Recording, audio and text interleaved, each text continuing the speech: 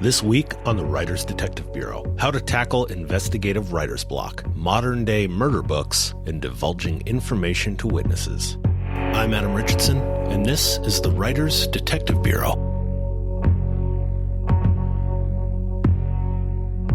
Welcome to episode number 5 of the Writers Detective Bureau, the podcast dedicated to helping authors and screenwriters write professional quality, crime-related fiction. My friend Danny R. Smith is a retired Los Angeles Sheriff's Department homicide detective that just released his second novel. It's called Door to a Dark Room, which is available now on Amazon or at his website, dickiefloydnovels.com. Door to a Dark Room is the second book in the Dickie Floyd detective novel series. So you'll also want to check out the first novel, A Good Bunch of Men, which you can get as an ebook right now for 99 cents on Amazon. Both are fantastic reads. Danny is a great author and a good friend, and I would absolutely love it if you'd check out his books. Before we get into this week's listener questions, I would like to wish a big thank you to Guy Alton and Joan Raymond for supporting the show through Patreon. The money raised through Patreon helps offset the cost of hosting this podcast and creating the transcriptions. So I really appreciate the support as it allows this podcast to continue. If you would like to support the Writers Detective Bureau podcast for as little as $2 a month, or to learn more about how you can set up your own Patreon page, go to writersdetective.com/Patreon. That's Patreon.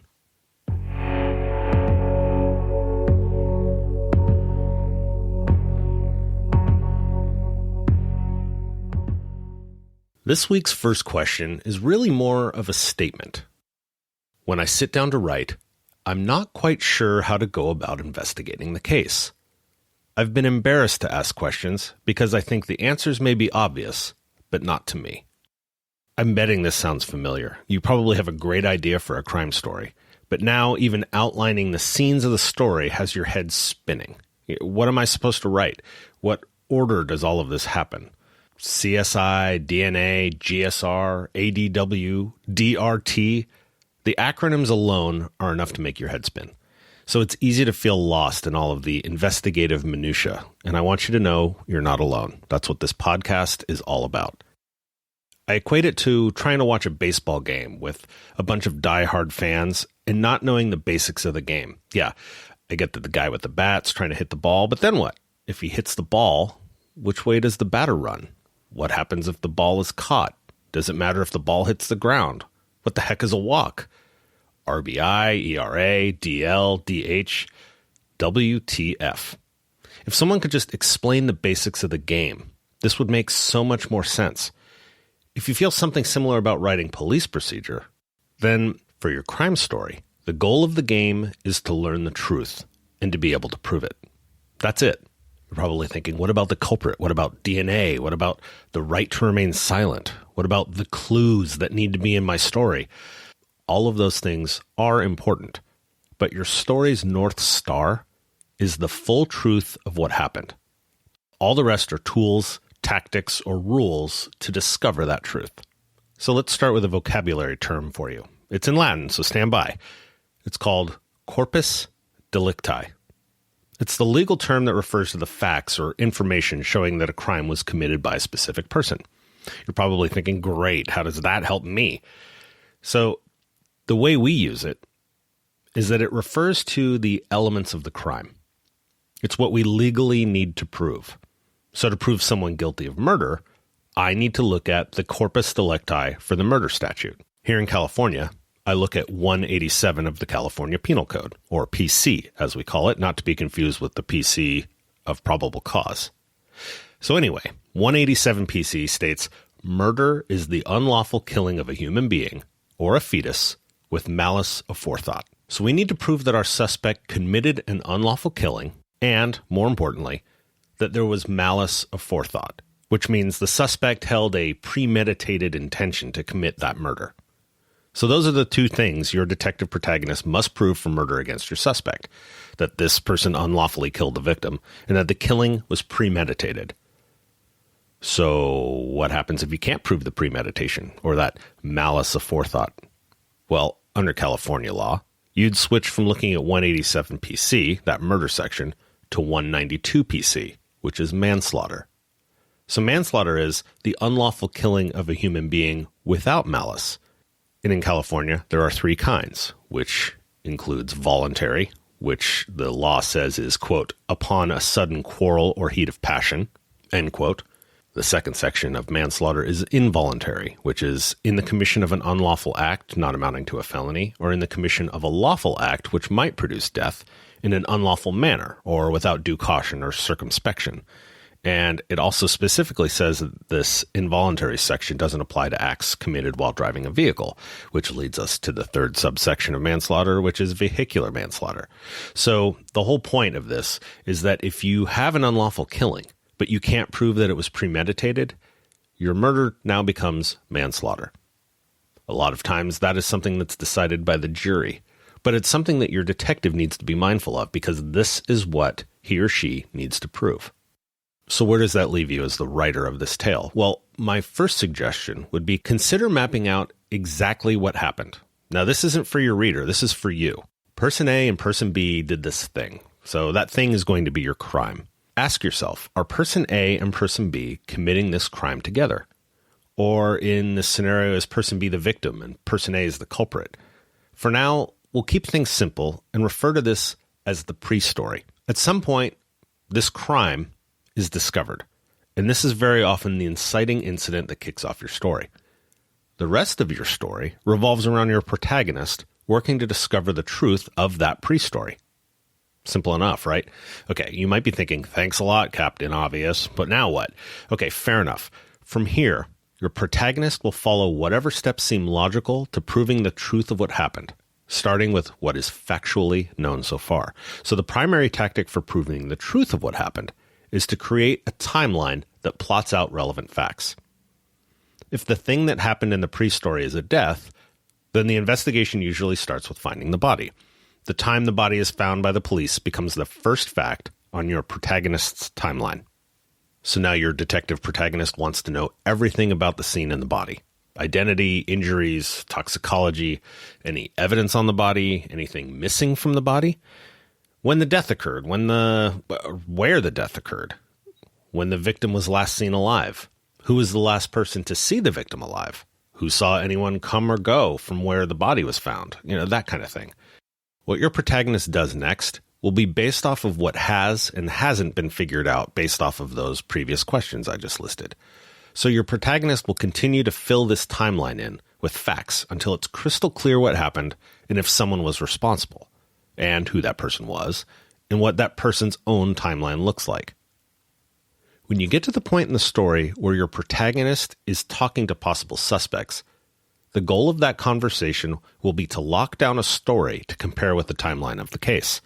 Now, an alibi is a person's explanation for where they were at the time of the crime. That presumably excludes them from being considered a suspect. Your protagonist will fact-check every possible suspect's alibi and compare that to the case timeline. Your detective will encounter truths and lies during those conversations, interviews, interrogations.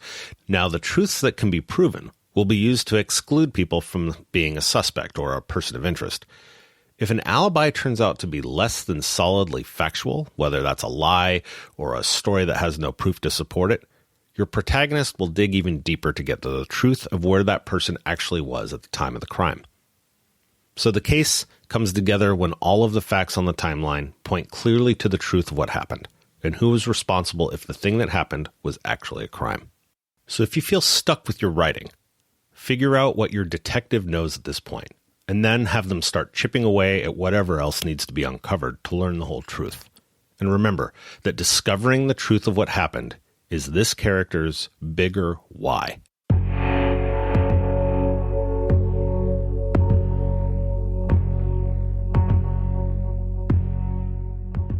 This week's second question comes from Rick Wasaki. You can find his work at frederikwasaki.com. And Rick writes, I have a 3-part question regarding the use of computers, iPads, and software in homicide work. Number 1, do most large city departments now use a software program to manage their murder books? Number 2, does that information have the ability to crunch the information to point out possible connections? And number 3, can that information be accessed from laptops or iPads in the field? The short answer is yes. Murder books are increasingly done with software. Now, if you haven't heard the term murder book before, it's the slang term we use to describe the working copy of the overall murder investigation. It'll include every police report, coroner or medical examiner report, photographs, bios on everyone contacted throughout the investigation, and so on. Historically, murder books were in large 3-ring binders, kind of like what you'd probably carried in high school. But despite advances in technology, the cops still like their binders. And a lot of times, the content from the software will be printed out and put into binders for the cops to be able to carry with them as they go about the investigation. If you search law enforcement case management software, put law enforcement case management software in quotes, into YouTube or Google, you'll get an idea of the various software types that are out there. Some may be more enterprise level focused for handling an entire department's investigation tracking, but you will find others that are specific to managing major cases, and those will be the ones that are the virtual murder book. So the murder book software is essentially a database with the ability to easily link related documents. I don't know that there's an AI-based ability for the software to find links quite yet, but we will use software such as I2 Analyst Notebook or CopLink to chart associations between people in an investigation. And often that data comes from telephone call records. So the color and the size of the links will depend on the frequency or content if a wiretap is being used for the phone calls. So this type of analytical work is called link chart analysis, and it actually has its roots in ergonomics testing for fighter jets, where scientists were figuring out which buttons and gauges should go where based on the pilot's actual instrument reading and button pushing tendencies in flight. So similarly, when we're looking at link chart analysis for an investigation of a network of people, let's say it's a murder conspiracy where phone calls were made and we're on a wiretap, we can see the relations or guess the relations between people based upon their frequency of phone calls and the content of those phone calls. So CopLink and I2 Analyst Notebook are two software programs we use to analyze all of that data from wiretap or phone call aspects of an investigation. As for content being accessed in the field via a laptop or iPad, there are a lot of factors as to how feasible that is from a reality point of view. Most agencies that I know of deal with legacy software systems, which means we have a lot of PC-based computer infrastructure. So it's more likely that any remote connection to murder book software would be done on a PC-based laptop or a tablet like a Microsoft Surface, if that's possible. We're relatively hamstrung with the encryption and security requirements imposed on us with our mobile devices. So a lot of functionality in typical commercial mobile devices is reduced to prevent hacking. So for instance, on my department iPhone, the AirDrop functionality and even the entire App Store has been removed from that issued iPhone that I have.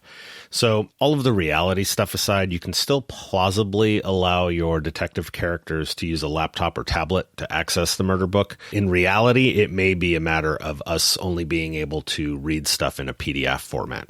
And honestly, it's pretty asinine that it isn't more feasible in real life, but I would say that you can go ahead and use some artistic license when it comes to painting that picture. You might be surprised to learn that we weren't able to actually pull up driver's license photos in the state of California via the internet until the early 2000s.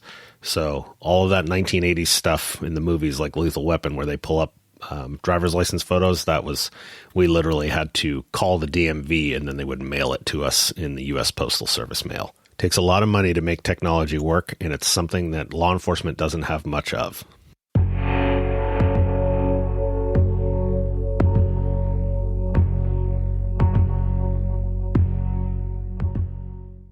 And our third question comes from Anonymous.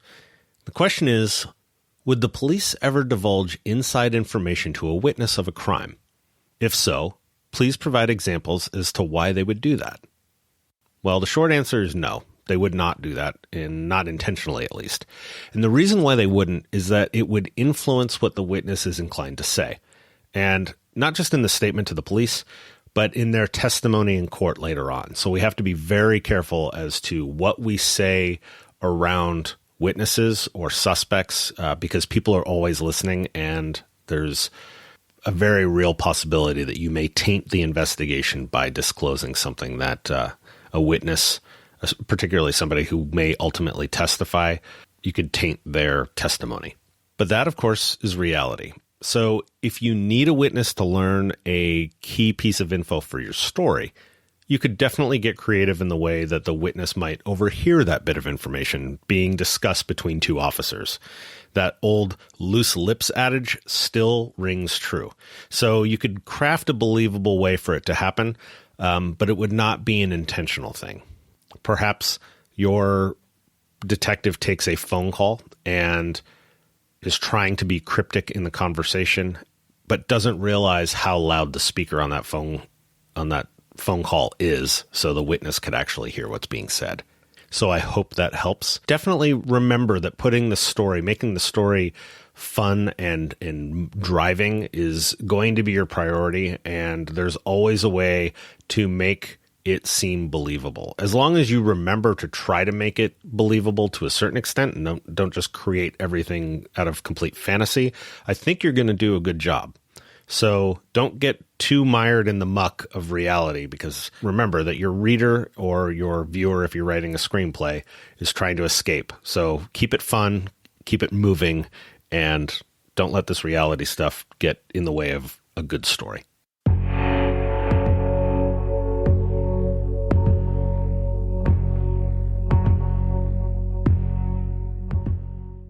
Real quick, I've seen ads over the last few years about the Grammarly app, but as an author in progress, I felt my grammar and spelling were slightly above par, so I never really gave Grammarly much thought. A few weeks ago on a whim, I installed Grammarly's free extension for Google Chrome, and I have to admit, I really like it. Like when I'm in the Writer's Detective group on Facebook that you guys really need to join. Grammarly natively highlights spelling errors and grammar suggestions without being a distraction.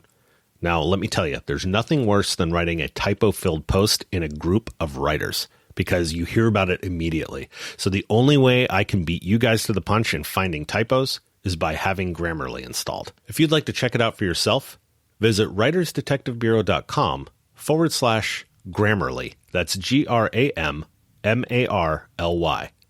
Also, be sure to join the Writers Detective Facebook group. I have links to both in the show notes, which you can find at writersdetective.com/5. Thanks for listening to this episode of the Writers Detective Bureau podcast. If you enjoyed this episode, please be sure to subscribe. If you belong to a writers group, in person or online, I would love it if you'd share this podcast. This podcast is created for you.